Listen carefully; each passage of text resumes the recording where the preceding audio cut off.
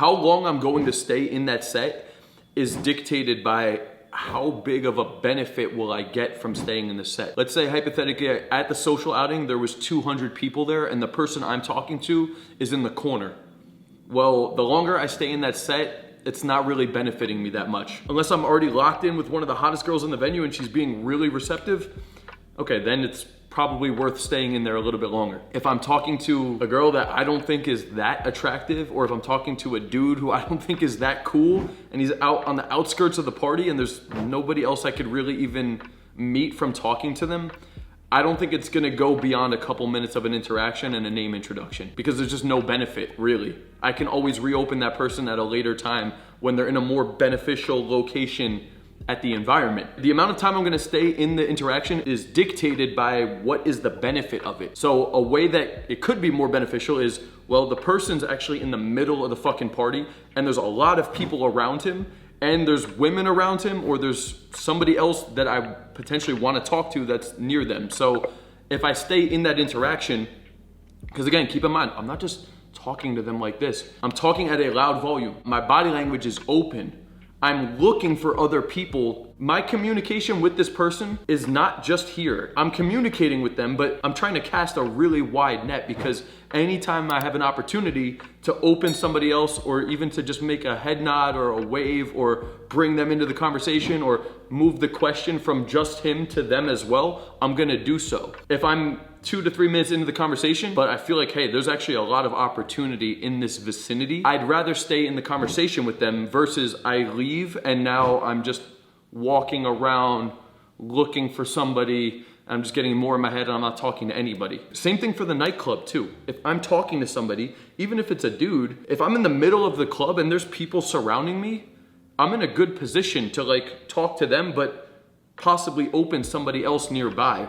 Versus I end the conversation, now I'm just kind of wandering around, and it could benefit me, it could not benefit me. It's totally dependent on how many other people are at the venue, how many people are near me in my vicinity, how loud it is, and what the likelihood is that I could get into more interactions or at least be seen. Keep in mind, if I'm talking to somebody, I don't necessarily need to be able to open somebody else, but let's say there was a really hot girl that's nearby and she's talking to somebody. I know that by talking to this dude in this position, or even if it's a girl, I'm gonna be seen by the hot girl, which is good. Guys wanna be the fucking lone wolf sniper dude that's, I don't wanna socialize with these people, and they just walk around, they try to just do these like one-off fucking sniper opens. And look, that can work, but for this topic of conversation, we're talking about how to open and run a social environment that's a contained environment where these people are gonna be there for a long time. Look, if I'm walking down the street and there's a hot girl there, I don't need to do all of this shit, obviously.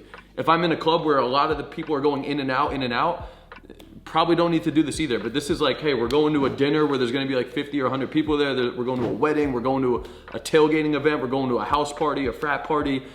This can work for like anywhere where there's set people that we know are gonna be there for a while, right? So if I know that it will help me get on the radar of one of these other women, it's beneficial in my opinion. Because I know that girl's gonna be there for 3 hours.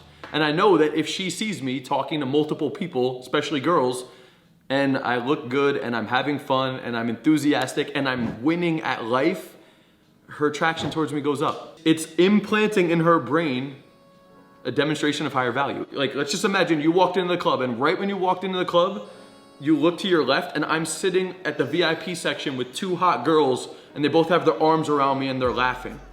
Okay, you just walked through the club and you looked over at me and you only saw me for 1 second. Let's just say you walked into the club, you looked at me, you saw that happen, you looked back and you kept walking. You only saw me for 1 second. Even in that 1 second, you unconsciously categorized me a certain way, determined what my value was and how successful and how attractive and how good or bad my life will be or is going, just based on that 1 second of looking at me. This is what human beings do. We look at people, and based on the way they look, the way they communicate, who's around them, how the environment is responding or reacting to them, we start to categorize those people.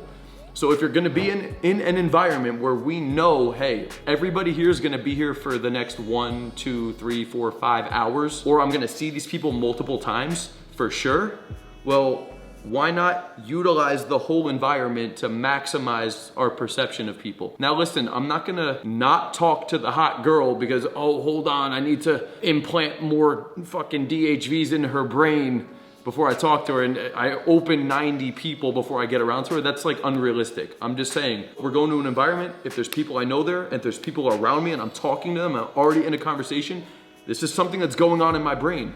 Who's around me? Who's in the vicinity? Is it beneficial for me to stay in this conversation? I mean, another added benefit literally could just be, oh, there's a cool dude in this group. That's it. There's a cool dude in this group. That's a benefit. It doesn't need to always be, there's a hot girl 90 degrees that way and maybe she'll catch a glimpse of me over here. No, dude. Like, it's not all about just the hot girl. Like, we're here to make friends. We're here to socialize. We're here to, I don't know, get Instagrams, make plans with people. Man, there's so many benefits too. Like, it's not just landing the hot girl. That will come with it, dude. If you're running the room, you're making friends with everybody and you're enthusiastic, you know, you worked on your look, you got a good vibe to you, and you're the fucking guy. Everything I'm talking about is like becoming the guy, right? If you're that guy, the girls are gonna follow. 1000%. This should just be your mindset for life, man. This isn't some crazy plan to manipulate the entire room to get that one girl to fall in love with me. It's like, this should just be your mindset of life. It's like, yo, everybody wants to have the best life possible, man. This is how it's done. You're naturally gonna become more confident this way. Your communication is gonna get stronger. You're gonna make more friends in the process. You're gonna become the leader of your tribe. More people are gonna look up to you. And as a result of all of those things, the women will follow. There's this old phrase, lead the men and the women will follow. I mean, that's kind of what I'm saying here as well, but these are just some concepts you should start incorporating in your life overall.